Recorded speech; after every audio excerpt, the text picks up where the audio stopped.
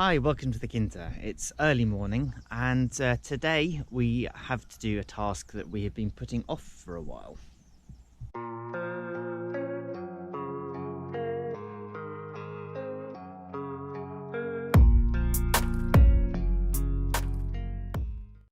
I just want to put a little bit of a trigger warning at the start of this video. We are going to be processing the chickens and we're not going to show too much, but we do want the process to be honest.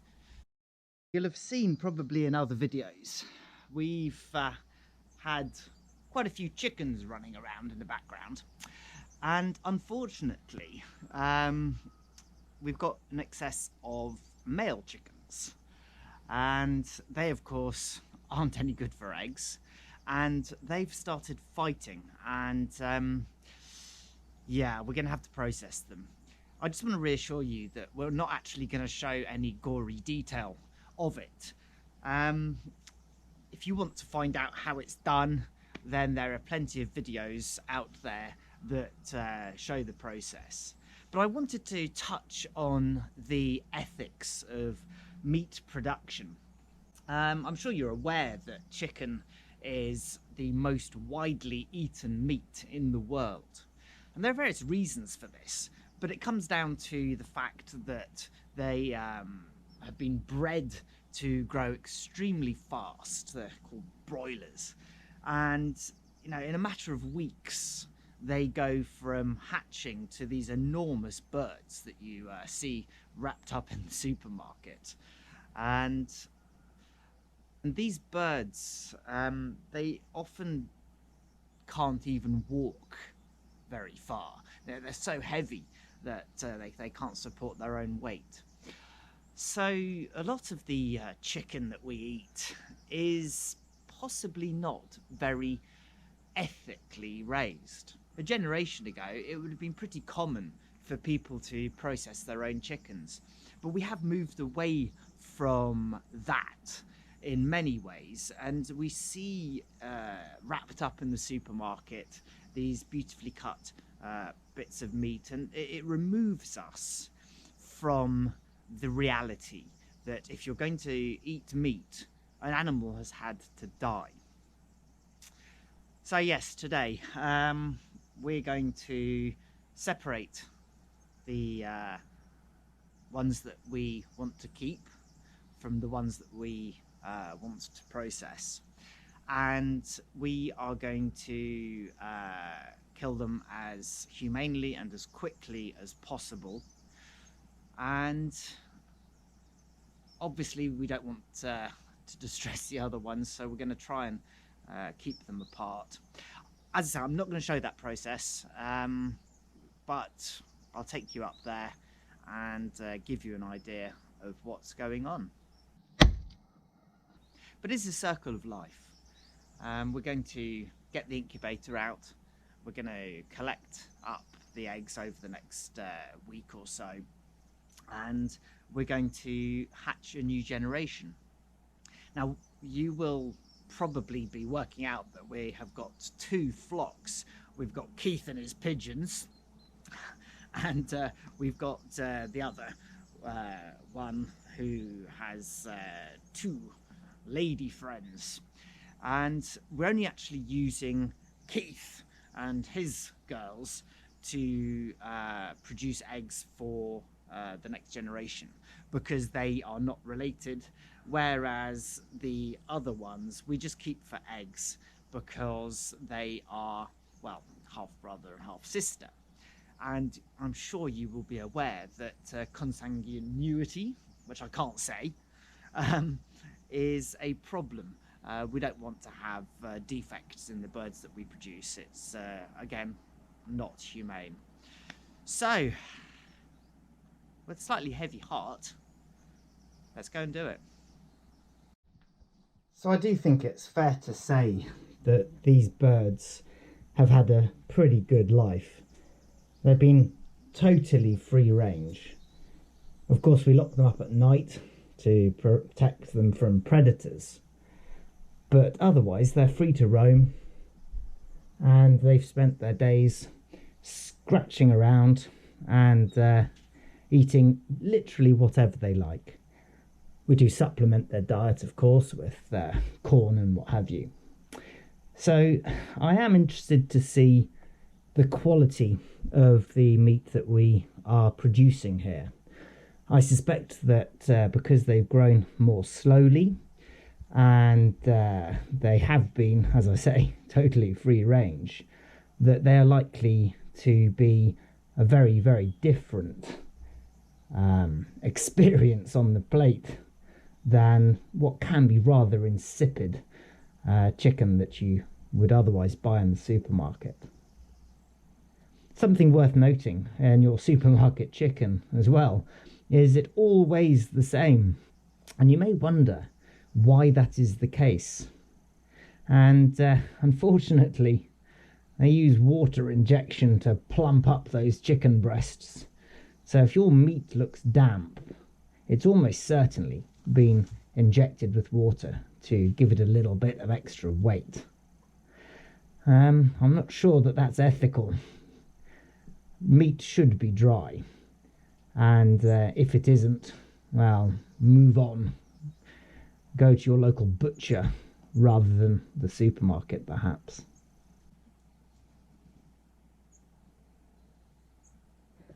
So we're using an absolutely razor sharp axe here. It's the most humane way that we can do it. I don't have experience of any other way.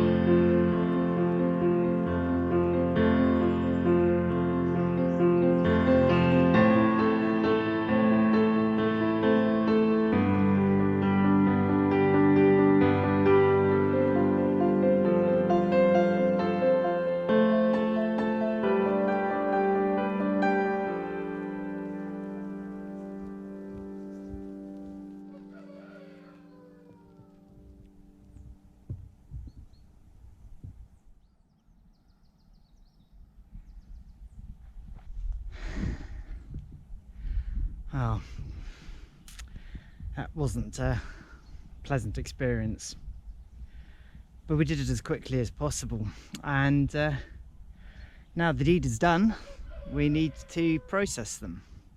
So first of all, we're going to dip them into some hot water, and that's going to release the feathers a little bit, and yeah, prepare them for the next stage, which is going into the freezer. So I don't know how you feel about that. I don't feel great, but if you can't do it, if you can't process it, then possibly one shouldn't be eating them. As I say, we are used to the presentation of meat in an aseptic manner that removes us from the reality of meat production.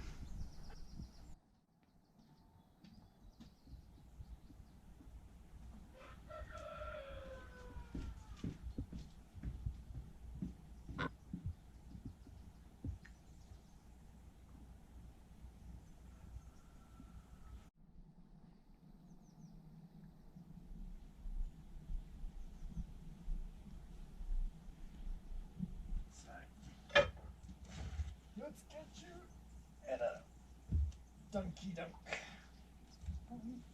Huh? He's a big boy. He is a big boy.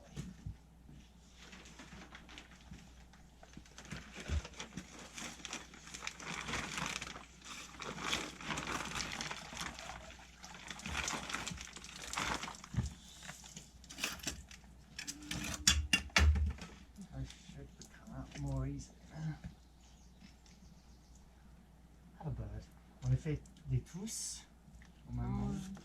On va les faire à chaud.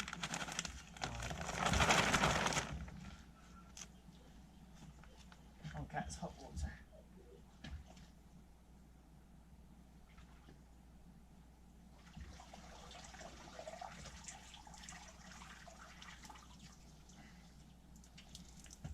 Danse macabre.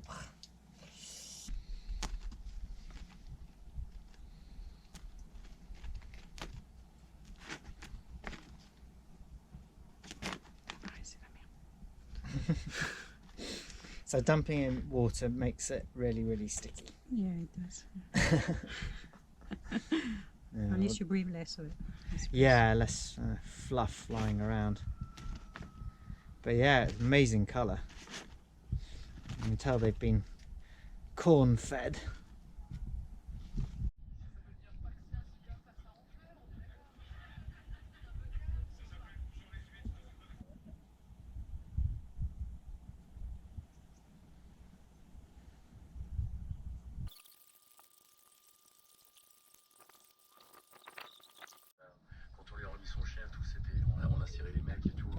So that's the birds plucked, and we put them into cold water to bring the temperature down as fast as possible, because of course you don't really want food to be hanging around at an ambient temperature. So now we've just got to eviscerate them. I was going to show the evisceration process, but there's a few reasons I'm not going to. First of all, it's probably a little bit gratuitous gore. Secondly, it's the first time I've done it, and I've just done 2 of them. I was sort of planning on maybe filming the 3rd, but it's a heck of a lot harder than it is made to look by the guys on other YouTube channels. And you know, we sometimes think, oh, I shall watch a YouTube video and then I'll be able to do it myself. And to be honest, that does actually work quite a lot of the time. But yeah, this time it's yeah, tricky. What happened, Keith?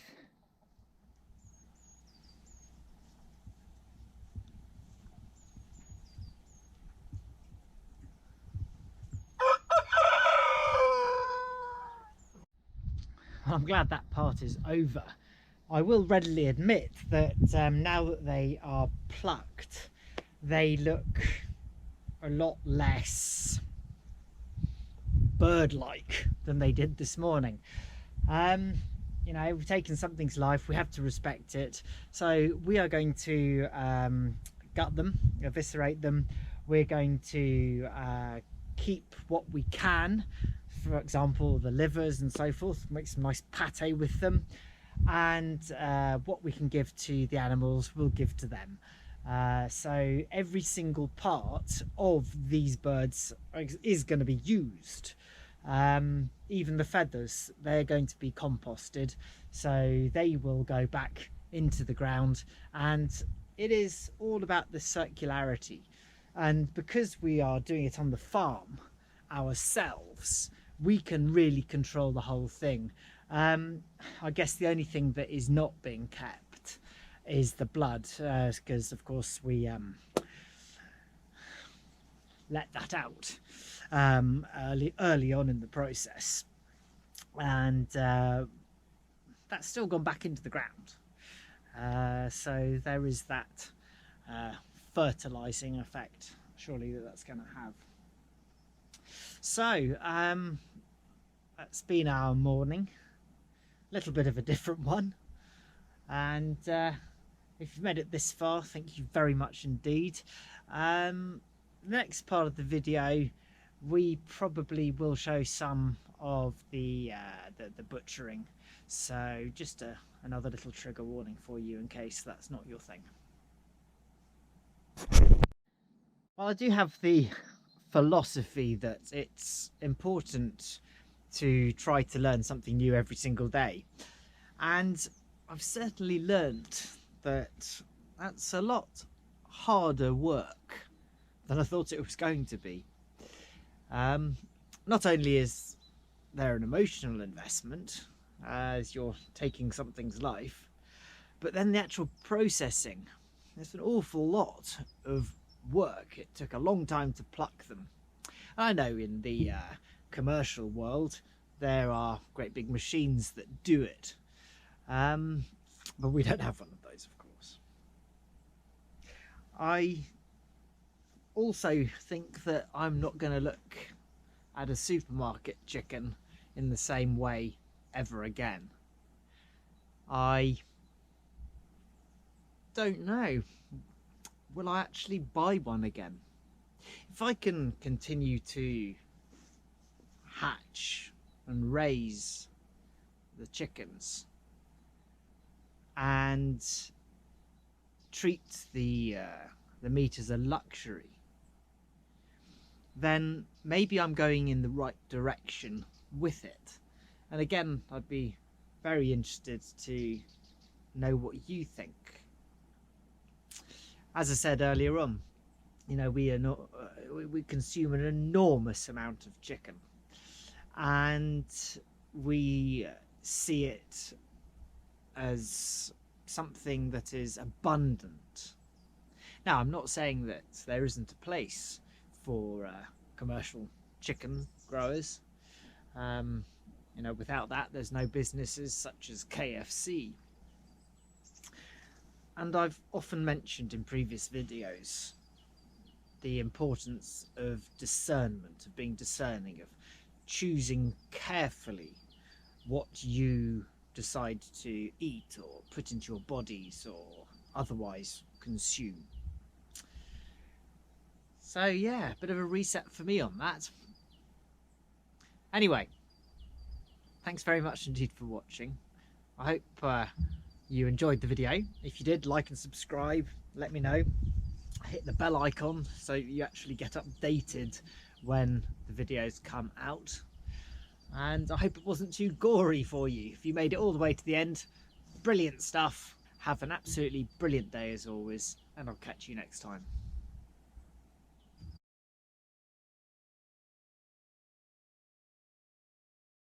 Look at this lot. Honestly, pussycats. Could you get more comfortable? Yeah.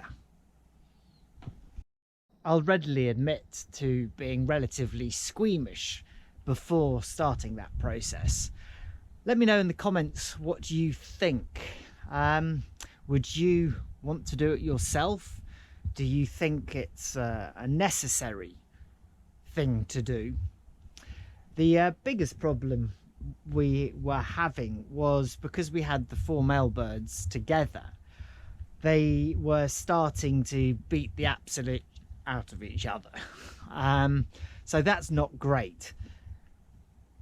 Also, at the end of the day, they're not pets, and although they're free range, they're still using resources, and there's only so long you can justify keeping an animal that doesn't have a use around. So they will go into the freezer and provide some, by the looks of it, some very good meals. They're nice, big, chunky animals there. And I think that you would be very hard pressed to find something of that quality, except maybe in a very, very high-end butcher. So we'll talk about that another day. And now, to complete the circle of life, I'm going to go and find the incubator and get that out. So there we have it. One processed chicken bagged up and ready for the freezer. So that's for another day though. somehow I don't quite feel like having roast chicken today. It's been a really long day working on these. As I say, jolly hard work.